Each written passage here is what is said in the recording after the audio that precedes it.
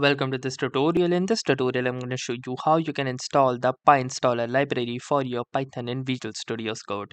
So if you don't know about the PyInstaller library, then it is a library that is used to package Python applications into standalone executables, thus allowing users to run them without needing a Python interpreter or specific modules installed.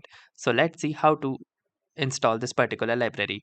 So in order to install the library, you need to head on to the terminal of your Visual Studio's code and type in the following command, which is pip install PyInstaller.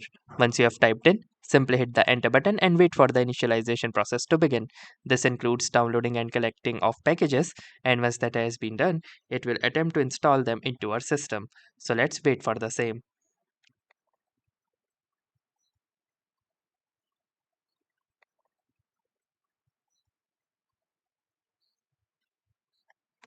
And here you can see that once the installation has been completed, you will receive a message which says successfully installed PyInstaller version 6.12.0 along with other prerequisite packages and modules which are required for this particular library.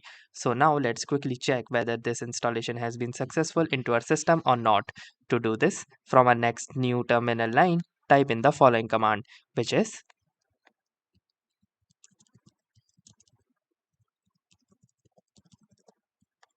pip show PyInstaller. Once you have typed in, hit the enter key again, and here you can see that it has retrieved me with some information like the version number as well as the location where this module is present into my system. So that confirms that the library is installed into my system. So that's it for this video. I will see you in the next one. If you like this video, make sure to hit the like button as well. Comment on this video, share it, and don't forget to subscribe to our channel. Thank you for watching and have a nice day.